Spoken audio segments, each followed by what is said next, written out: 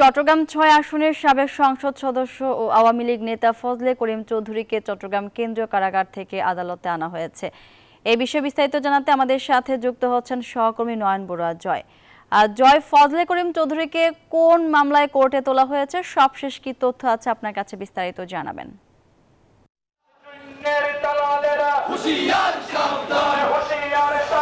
ধন্যবাদ মনি আপনাকে। সকাল 7:30টার দিকেই ফজলে করিম চৌধুরীকে কিন্তু আমরা দেখেছি জুডিশিয়াল ম্যাজিস্ট্রেট আদালত, যে আদালতে আমরা দেখাতে যাচ্ছি, এই আদালতে তাকে হাজির করা হয়েছে সকালের দিকে একেবারে স্পেশাল কোর্ট বসিয়ে।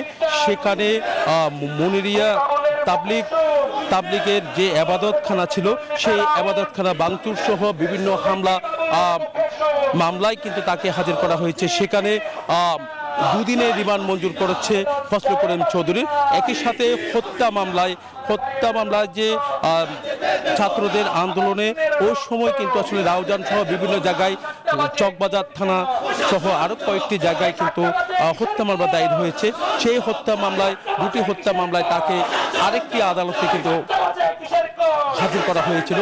সেখানে কারাগারে তাকে ব্যবস্থা নিতে বলা হয়েছে, এমনকি পরবর্তী একটি শুনানির দিন ধার্য করা হবে বলে আমাদেরকে জানিয়েছেন। দেখতে পাচ্ছেন এখানে রাউজান সহ যারা ভুক্তভোগী আছে, বিভিন্ন জায়গার মানুষ, তারা কিন্তু ছুটে এসেছেন তার বিচারের দাবিতে। কিন্তু আদালত পাড়ায় আমরা দেখছি এখানে বিক্ষোভ করছেন বিভিন্ন এলাকার মানুষ, তারা বিক্ষোভ করছেন।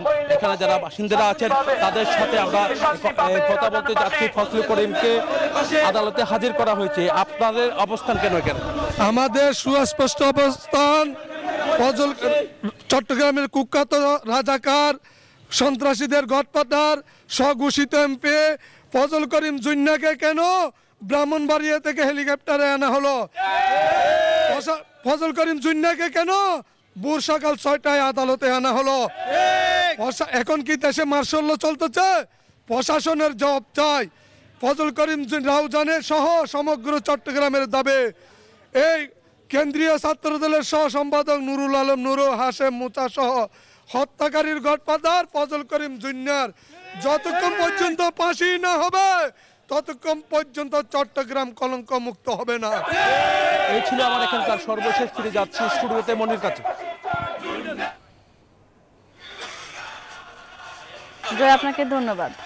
এনজিওর কিস্তি প্রথমবার বিকাশ পেমেন্ট করলেই 20 টাকা ইনস্ট্যান্ট ক্যাশব্যাক।